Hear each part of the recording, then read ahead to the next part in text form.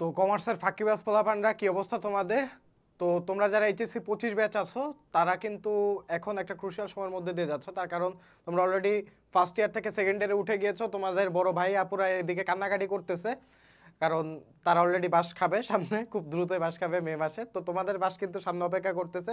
তা বাস যদি খেতে না চাও, তোমরা কিভাবে পড়াশোনা করলে ফাইন্যান্সে A+ পেতে পারো সেই বিষয়ে আজকে ভিডিও থাকবে, তাই স্কিপ না করে না টেনে ফুল ভিডিওটা দেখবে আশা করি। তো চলো শুরু করি। তো আমাদের ম্যাক্সিমাম স্টুডেন্টের, কমার্সের স্টুডেন্টের একটা প্রবলেম দেখা যায় যে ফাইন্যান্সে আমরা ঠিকঠাক মতো সময় দিতে পারি না, বা ফাইন্যান্সের যে ম্যাথগুলো আছে সেই ম্যাথগুলো কিভাবে করলে আমরা, কোন টাইপের ম্যাথগুলো করলে পরীক্ষার হলে A+ পাবো, এই জিনিসগুলো বুঝি না, বা ফাইন্যান্স সাবজেক্টটাই আমরা অনেক সময় অ্যাপ্রোচ করতে পারি না। আমি পার্সোনালি ফার্স্ট ইয়ারে আমিও এই সাবজেক্টটা নিয়ে স্ট্রাগল করতাম, কারণ হচ্ছে আমি ওইভাবে প্র্যাকটিস করতে পারতাম না। সূত্র একটু 19 থেকে 20 হলেই, ক্যালকুলেশনে মিস হলে তোমার অঙ্কে মার্ক চলে যেত। ম্যাক্সিমাম হচ্ছে তোমার অর্থের সময় মূল্য যে চ্যাপ্টারটা আছে, এই চ্যাপ্টারটাতে কোন সূত্র বসবে এই জিনিসটাতে আমি গ্যারান্টি দিয়ে বলতে পারি যে এই জিনিসটাতে কমার্সের 95% স্টুডেন্ট আটকায়, যে কোন সূত্রটা বসবে অ্যাকচুয়ালি। এই মানে কনফিউশনটা আমাদের দেখা যায়। তো চলো দেরি না করে শুরু করি যে তোমাদের এই প্রবলেমগুলো কিভাবে কাটাবা, অর্থাৎ A+ পাবা। তো ফার্স্টে আমাদের ফার্স্ট পেপার দুইটা মিক্স চ্যাপ্টার আছে, মানে দুইটা মিক্স টপিকের বিষয় আছে। একটা হচ্ছে থিওরি রিলেটেড চ্যাপ্টার আর একটা হচ্ছে math related chapter. First paper মূলত ম্যাথ রিলেটেড চ্যাপ্টারই বেশি, থিওরি রিলেটেড জাস্ট একটা চ্যাপ্টার আছে। তোমাদের শর্ট সিলেবাসে, তোমরা যেহেতু এইচএসসি 25 তোমাদেরও শর্ট সিলেবাস, তো শর্ট সিলেবাসে তোমাদের জাস্ট এই থিওরি রিলেটেড দুইটা চ্যাপ্টার আছে। এক নম্বর চ্যাপ্টার হচ্ছে তোমার অর্থায়নের ধারণা, যে চ্যাপ্টারে সব কিছুই তোমার থিওরি রিলেটেড। আর 6 নম্বর চ্যাপ্টার মোস্ট প্রবাবলি তোমার দীর্ঘমেয়াদী অর্থায়ন। হ্যাঁ, তো দীর্ঘমেয়াদী অর্থায়নে তোমার স্টক বন্ড এই টাইপের জিনিসগুলো আছে, স্টক বন্ড এই টাইপের টপিকগুলো আছে। তো এগুলো মূলত টপিক ধরে ধরে বা প্রিভিয়াস ইয়ারের কোয়েশ্চেন অ্যানালাইসিস করে তুমি দেখবা যে কোন কোন টপিক থেকে ম্যাক্সিমাম আসছে, ওই টপিকগুলোর কনসেপ্টটা ক্লিয়ার করে গেলেই তুমি থিওরিতে খুব দিতে পারবা। হ্যাঁ, আর থিওরি টপিক মাস্ট পড়বা বা থিওরি চ্যাপ্টারগুলো মাস্ট পড়বা, তার কারণ অনেক সময় আমাদের মানে কোয়েশ্চেন কিছু ডিফিকাল্ট আসলে বা ডিফিকাল্ট টাইপ ম্যাথ আসলে তখন কিন্তু থিওরি এই চ্যাপ্টারগুলো ব্যাকআপ দেওয়ার জন্য প্রয়োজন হয়। তো থিওরি চ্যাপ্টারগুলো অবশ্যই ব্যাকআপ প্ল্যানের জন্য পড়ে রাখবা। এখন আসি ম্যাথে।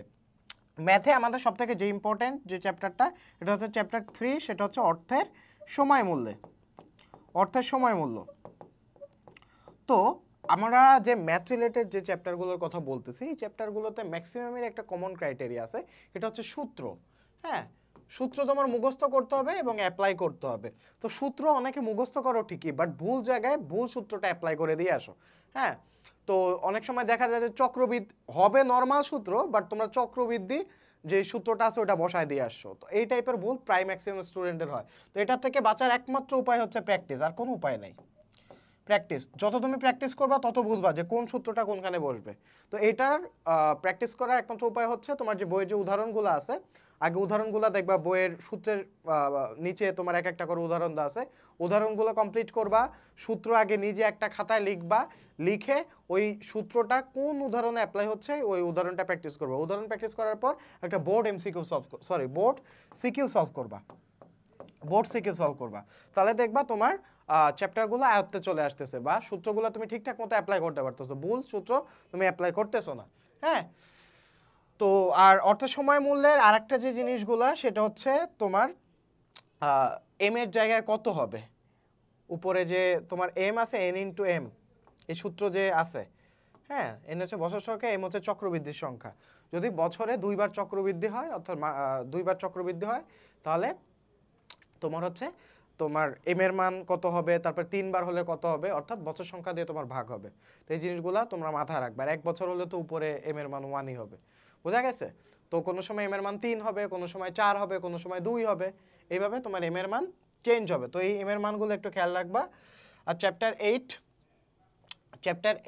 আর চ্যাপ্টার 10 এই দুইটা চ্যাপ্টারও তোমার খুবই ইজি একটা চ্যাপ্টার। চ্যাপ্টার 8 হচ্ছে মূলধন বাজেটিং, মোস্ট প্রবাবলি চ্যাপ্টারটার নাম। আর চ্যাপ্টার 10 হচ্ছে ঝুঁকি রিলেটেড চ্যাপ্টার। তো ঝুঁকি রিলেটেড চ্যাপ্টার হচ্ছে কাইন্ড অফ মিক্সচার আছে তোমার থিওরি অ্যান্ড হচ্ছে তোমার ম্যাথের। আর এই চ্যাপ্টারটা থেকে আমি দেওয়ার সাজেশন দিব, তার কারণ এখানে প্যাচগোছ কম, মানে ম্যাথের প্যাচগোছ এখানে কম আছে। মূলধন বাজেটিং পদ্ধতিতে তোমার পেব্যাক পিরিয়ড এগুলো তো অনেক সময় ঝামেলা লাগে, বাট চ্যাপ্টার 10 এটা তুমি যদি একটু মানে টাইপটা ধরতে পারো, একটু ধাঁচটা বুঝতে পারো, এখান থেকে তুমি একদম ফুল মার্ক কভার করতে পারবা। তো আমার পার্সোনাল সাজেশন থাকবে যে তোমরা ঝুঁকি এই চ্যাপ্টারটা সবার আগে পড়বা, কারণ এখানে থিওরিও আছে, ম্যাথও আছে। ম্যাথ আছে খুবই সীমিত পরিমাণে, যে ঝুঁকির প্রকারভেদ, সিএপিএম মডেল, জাস্ট 2-3টা সূত্র আছে, হাতে গোনা 3-4টা সূত্র। এই 4টা সূত্র তুমি যদি ঠিকঠাক মতো অ্যাপ্লাই করতে পারো এই রিলেটেড চ্যাপ্টারে, তোমার 10-এ 10 নিশ্চিত সৃজনশীলে।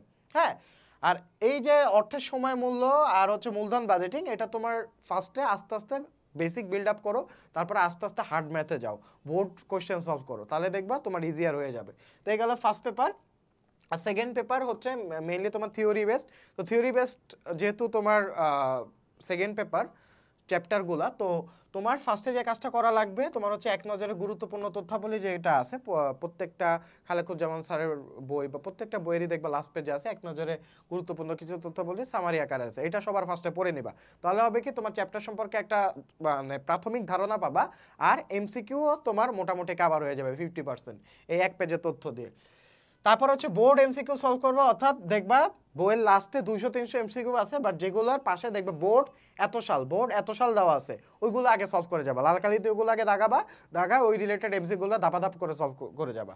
নেক্সট, তারপর হচ্ছে তোমার সেকেন্ড পার্টের একটা মোস্ট কমন যে চ্যাপ্টারটা, সেটা হচ্ছে বিমা রিলেটেড 2-3টা চ্যাপ্টার আছে। বিমা, তারপর হচ্ছে অগ্নি বিমা, তারপর হচ্ছে সাধারণ বিমা, জীবন বিমা, এই রিলেটেড তোমার আলাদা আলাদা চ্যাপ্টার আছে। তো বিমার চ্যাপ্টারগুলো ভালো মতো পড়বা, আয়ত্তে রাখবা, এইখান থেকে দেখবা তোমার সিকিউ চলে আসছে। আর তোমরা যারা 25 ব্যাচের স্টুডেন্ট আছো, ফাইন্যান্স নিয়ে স্ট্রাগল করতেছো, আমাদের এই ফাইন্যান্স মাইক্রো কোর্সটা কিন্তু নিয়ে ফেলতে পারো। অনেকে অলরেডি এনরোল করে ফেলছে, স্টক আউট হওয়ার আগেই তোমরা এই কোর্সটাতে এনরোল করে ফেলো। এনরোল করে তোমার যেই চ্যাপ্টার প্রবলেম আছে, এতক্ষণ যে গাইডলাইন দিলাম, এই গাইডলাইন ওয়াইজ তোমরা চ্যাপ্টারগুলো দেখতে থাকো, হাতে কলম এবং খাতা নিয়ে তোমরা বসে যাও, ভিডিও দেখবা আর নোট করবা, ঠিক আছে? বা টিচার যেভাবে বলে দেয় ওইভাবে তোমরা ক্লাসগুলো করবা, তাহলে আশা করি ফাইন্যান্সে তোমাদের যে প্রবলেমগুলো ছিল এই প্রবলেমগুলো আর থাকবে না এবং তোমরা A+ পেতে পারবা। তো আর দেরি না করে কমেন্ট বক্সে দেওয়া লিঙ্ক থেকে এখনই এনরোল করে ফেলো আমাদের এই ফাইন্যান্স এই মাইক্রো কোর্সটিতে। হ্যাঁ, তো দেখা হচ্ছে পরবর্তী ভিডিওতে। বেস্ট অফ লাক, আসসালামু আলাইকুম।